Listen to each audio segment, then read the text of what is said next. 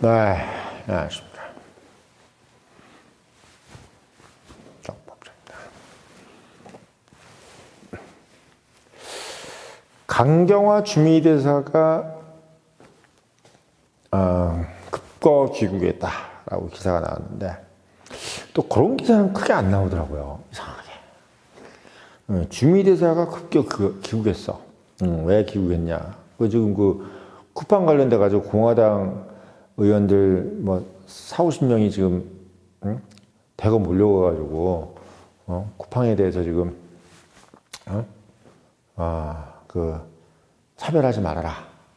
쿠팡 기업에 대해 차별하지 말아라. 이렇게 항의를 한 거 가지고 강경화 주미대사가 지금 급고 귀국을 했지 않습니까?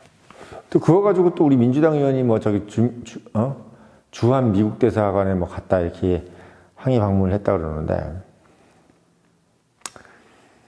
급이 다르잖아요, 급이. 예. 그렇다고 해서 우리 미셸 박 스테일이 과연 미국 가가지고 트럼프 대통령한테 찾아가서 얘기하겠습니까? 참 재밌는 게 우리 강경화 주미대사 같은 경우는 왜 들어왔겠어요? 네.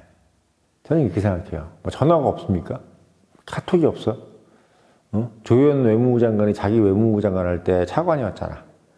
자기 후배잖아. 네. 대학 후배기도 하고. 왜 들어왔겠어요? 들어오는 제스처를 취해야 되기 때문에 들어왔겠죠. 그쵸? 네.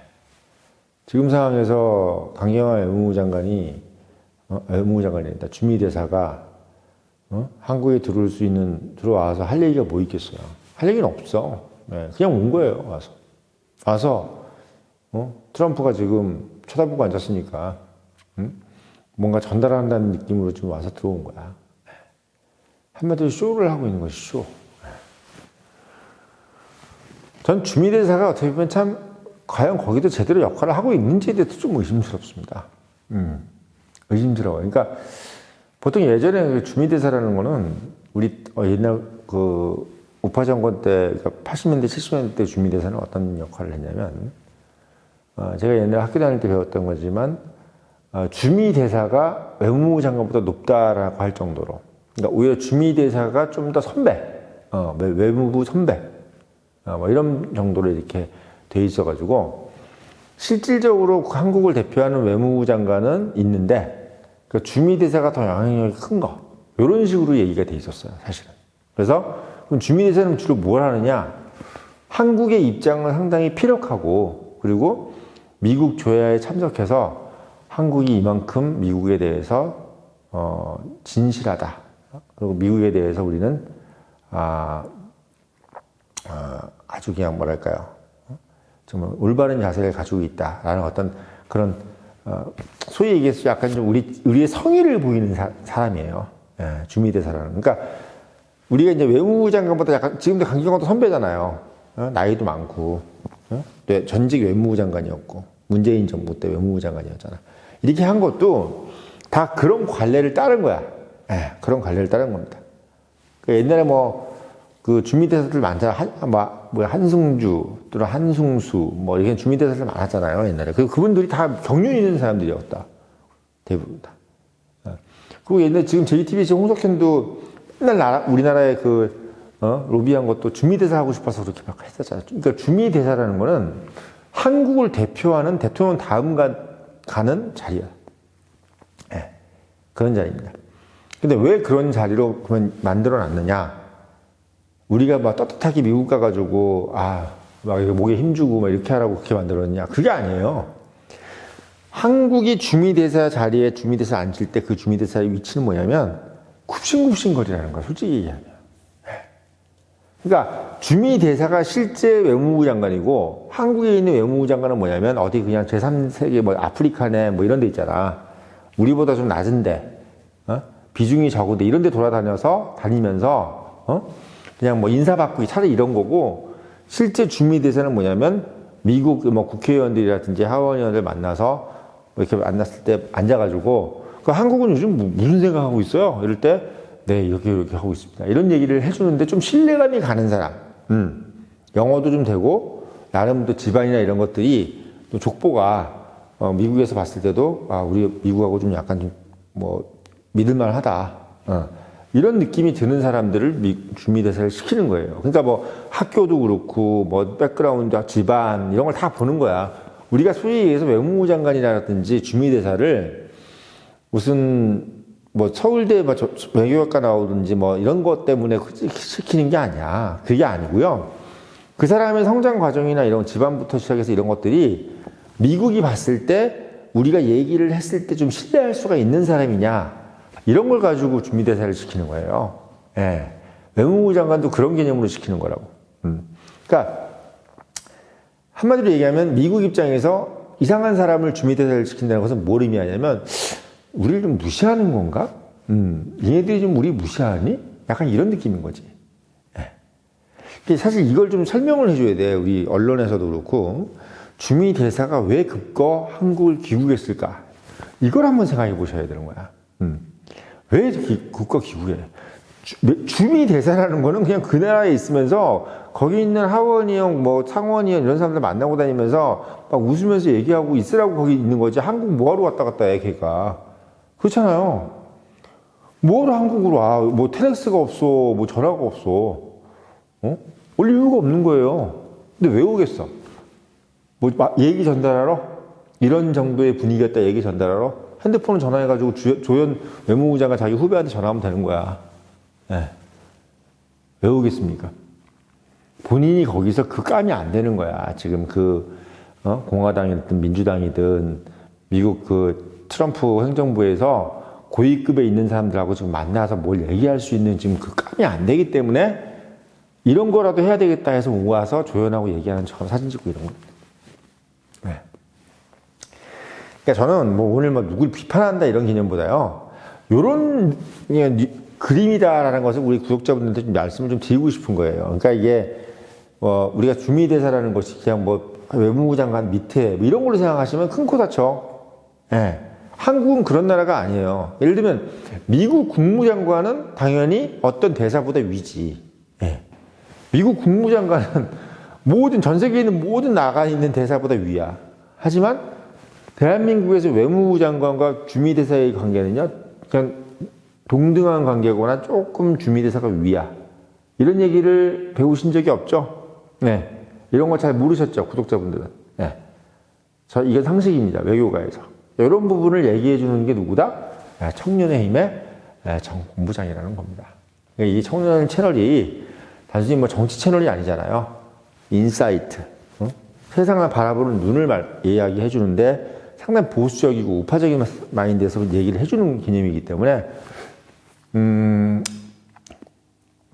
어떻게 보면 참 보기 드문 채널이죠. 예, 보기 드문 채널이야. 왜? 보통 이런 얘기를 하면 돈이 안 되고 또 사실 구독자가 잘 안 모이잖아요.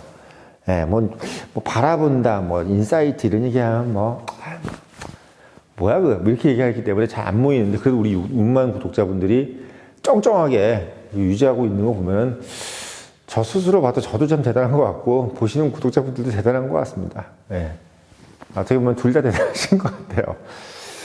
그래서 강경화 주미대사가 전 외무부 장관이 지금 미국에 있다가 이제 한국에 이제 급거 귀국한 것은 오는 것도 그냥 오면 되는데 왜 급거 와? 예. 뭐 일정이 있어서 오면 그냥 와서 얘기하면 될 것을 모양 빠지게 급거 오는 것도 사실은 어떻게 보면 본인이 이제 거기서 할 도리가 없고 할 수 있는 방법도 없고 뭘 들었는데 멍하니 있기도 뭐하잖아.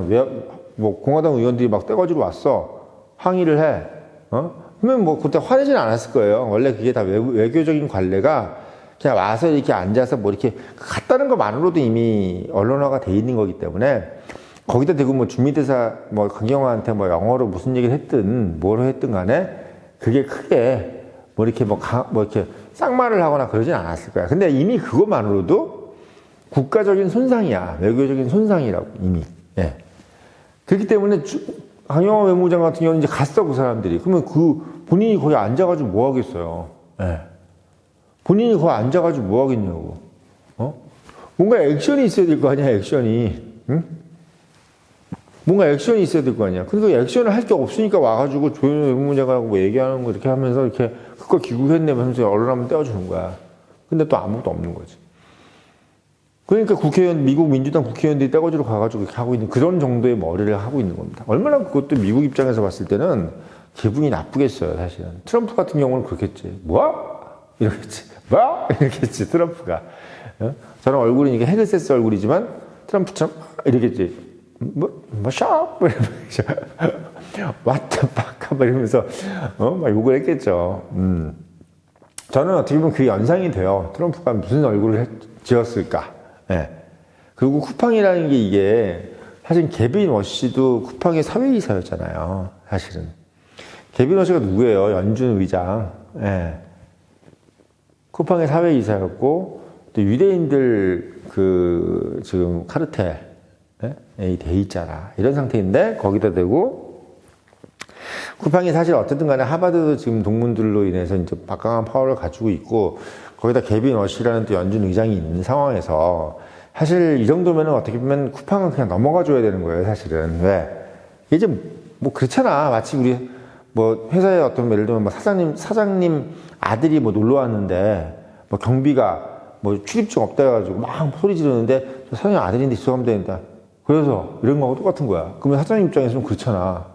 뭐 그래서는 또 좀 이상한 거잖아. 좀 약간 뭐 너무 좀 그런 모양 빠진 느낌이지. 그러니까 보통 쿠팡에서 뭐 개빈 워시가 이제 연준 의장이 되고, 뭐 또 트럼프 행정부 내에서 이제 방구중 끼는 사람들이 그 쿠팡하고 뭐 이렇게 돼 있으면은 우리가 외교라는 건 뭐냐면 우리가 법으로 해결할 수 없는 거를 해결하는 게 외교입니다.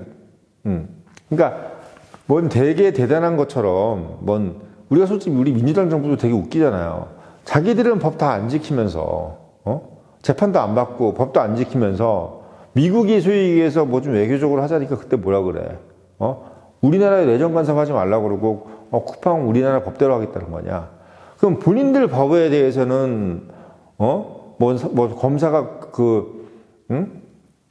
기소도 못하게 하고 막 그러면서 그리고 본인이 유리한 거 같은 경우는 법대로 하자 그러는 거 아니야? 이게 얼마나 웃겨요? 사실은. 미국인들이 봤을 때는 무슨 생각 드냐면, 그러면 뭐, 야, 너네 그 이재명, 그럼 왜 재판 안 받아? 뭐, 이렇게 얘기 나오지 않겠어요? 사실은? 약간 좀 그러지 않겠냐고. 그래서 저는 그런 생각이 드는 거예요. 사실은 이게, 미국 그냥 입장에서 봤을 때는, 냉정하게 얘기하면 쿠팡 문제는 그냥 좀 적당한 선에서 좀 접어라, 너희들이. 그걸 자꾸 이렇게 얘기하는 것도 모양 빠지고 내가 이렇게 막 말로, 좋은 말로 할 때 얘기하지, 화를 나게 만들어야 되냐? 꼬라지 나야 하냐? 뭐 이런 느낌으로 지금 전 느껴져요, 사실. 되게. 예. 좀 너희들이 좀 너무 막 가는 것 같지 않냐? 옛날 노무현 대통령이 했던 말 있죠. 이러면 막 가자는 거지요. 했던 말 있죠. 그때. 뭐 검사들이 막 그때 막 닦아세우고 막 그랬잖아, 노무현한테. 그때 노무현 대통령이 뭐라 그랬어? 이러면 막 가자는 거지요. 막 이런 것처럼 트럼프가 좀 느끼기에는 막 가자는 거구나, 얘네들이. 막 이런 느낌이 드는 거죠. 그러니까 너무 책임질 수 없는 도발을 하고 있는 느낌이에요. 쿠팡 문제는 저는 솔직히. 약간. 이게 단순히 뭐 좌파 정부에서 뭐 미국하고 척을 지고 말고 이런 생각이 아니라 약간 어떤 느낌이냐면 애들이 약간 좀 장난치는 느낌, 어른들 희롱하는 느낌 있죠. 약간 뭐 지나가는 어른들, 약간 애들이 약간 야지 주는 느낌 있잖아. 에이, 노인네, 뭐 이러면서, 에이, 뭐 똑바로 걸어, 말을 왜 그렇게 해? 뭐 이런 느낌 있잖아. 젊은 애들이. 쓸데없는 얘기 하는 거지. 야지 주는 느낌으로. 그런 느낌이 자꾸 저 솔직히 좀 들어요. 그러니까 이게, 야당을 이제 막 뭐 거의 뭐 3분의 2 이상을 3분의 2 정도 가지고 있으면서, 행정부, 사법부 뭐 다 가지고 있다는 느낌으로 하면서 또 뭐 트럼프하고 어느 정도 이것도 끝나고 뭐 그 관세도 이렇게 어느 정도 끝나고 뭐 이런 식으로 돼 있다 보니까 약간 이제 본인들이 짝다리 짓는 느낌이지. 짝다리 짓는 느낌. 근데 저는 항상 겁나는 게 뭐냐면요. 이란을 보면서도 우리도 알아야 돼요. 뭐냐면, 세상에 처맞기 전까지는 다 계획이 있습니다. 정말 처맞기 전까지는 다 내 계획이 옳다고 생각이 드는 거지. 그러니까 우리가 생각할 때는 뭐 전 세계에서 뭐 경제 매디고 뭐 삼국 증시 뭐 영국 넘어섰다면서요. 응? 그 한국 증시 트럼프가 한마디 하면 다시 백도인데 백도 아시죠? 윷놀이 할 때 백도. 한 바퀴 돌았는데 왔다가 백도 되면 어떻게 해? 백도. 딱 그 느낌이야. 백도. 그러니까 이게 원래대로 다시 오는 거예요. 원래대로. 허무한 거지. 상당히 허무해지는 겁니다. 그러니까 그런 부분들이 저는 좀 우려된다. 단순히 뭐 민주당 정권을 저주하고 뭐 쟤네들이 싫다 좋다 이렇게 말씀드리기를 떠나서 너무 좀 약간 국가 운영을 예를 들면 되게 큰 유조선이고 큰 뭐 유람선인데 이걸 마치 요트 운전하듯이 그렇게 해서는 안 되지 않느냐. 그러니까 막 되게 큰 뭐 버스 같은 2층 버스인데 스포츠카 운전하듯이 운전한다고 생각해봐요. 그거를. 얼마나 그게 위험해 보여. 막 코너링 할 때 막 이렇게 하고 그러면 차가 이렇게 막 이거 운전하게 서 있지는 못할 거 아니야. 약간 그런 느낌이 저는 솔직히 너무 들어요. 그러니까 이란도 트럼프가 저렇게까지 자기들 때릴 줄 몰랐잖아. 솔직히. 응?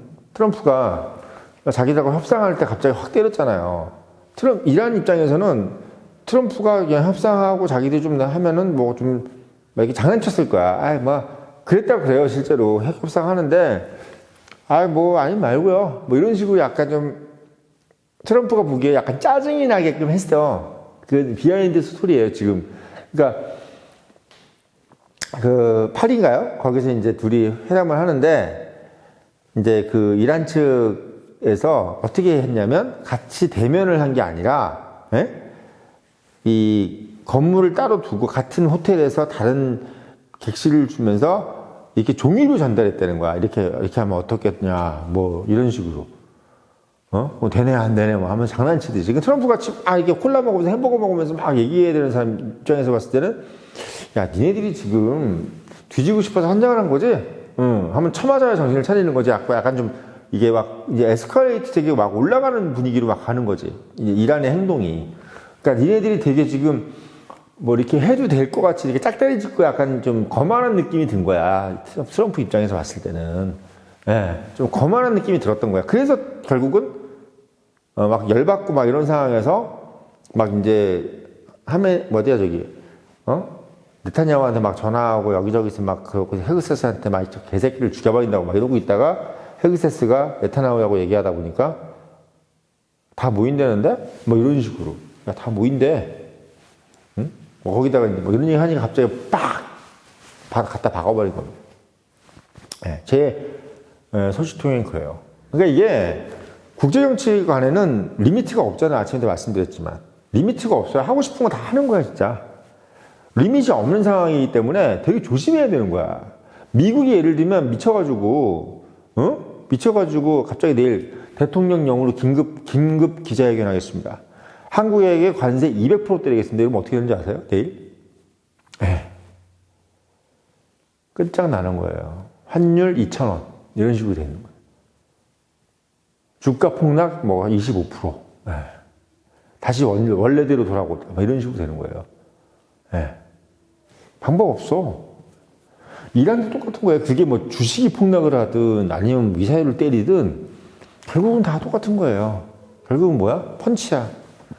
한 대 맞는 거라고. 그런 상황인 겁니다. 얼마나 무서운 상황이에요, 사실은. 전 그래서